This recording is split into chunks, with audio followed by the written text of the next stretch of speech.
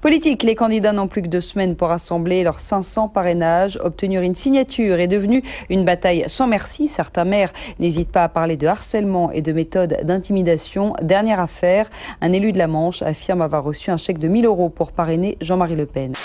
Il était venu me voir, me contacter 2 fois. Et qu'est-ce qu'il vous a mis sur la table? Un chèque pour l'association.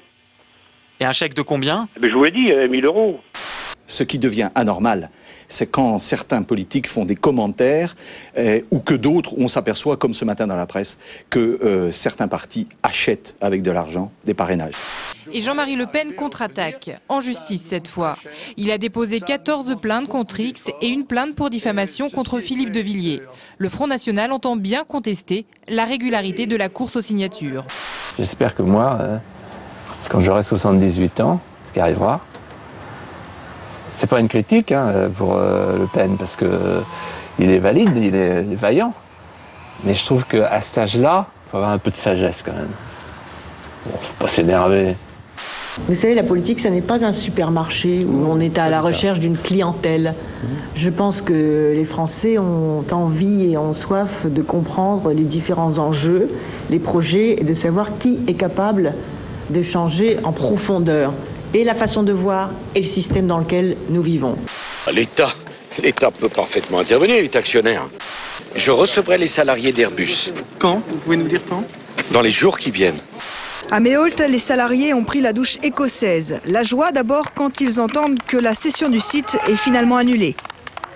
Je suis content, c'est magnifique. La réalité des intérêts français par rapport à l'avenir, je peux vous le dire, sont non seulement préservés, mais nous permettent de regarder l'avenir avec confiance. Je suis ému parce que je suis quelqu'un qui a une trentaine d'années. Je suis en accession à la propriété, j'ai 3 enfants. Et puis malgré tout, ce qu'on entendait, c'était une inquiétude pour l'avenir. Nous sommes pour le retour de l'État, dans tous les domaines, et notamment dans le domaine industriel. Les États-Unis, eux, ils ne mégotent pas lorsqu'il s'agit de soutenir Boeing. Et regardez les chiffres. Et la rupture tranquille de Nicolas Sarkozy n'aura pas lieu sur le plan de la diplomatie française. Le candidat a présenté hier son programme de politique étrangère. Il s'inscrit dans la lignée de Jacques Chirac et de ses prédécesseurs, en griffant gentiment la politique extérieure américaine. La politique, Nicolas Sarkozy ouvre le feu sur François Bayrou dans le journal Sud-Ouest. Aujourd'hui, pour le candidat de l'UMP à la présidentielle, le candidat de l'UDF est le ministre qui a le moins changé les choses avec comme stratégie l'immobilisme. Sarkozy et plus encore Bayrou ont cette habileté de s'habiller en tenue de camouflage. Ils revêtent les atours de la gauche, alors qu'ils sont profondément à droite, c'est leur droit d'ailleurs. Et c'est 5 en France, il y a des choix clairs. Monsieur Sarkozy défend un projet ultralibéral et atlantiste.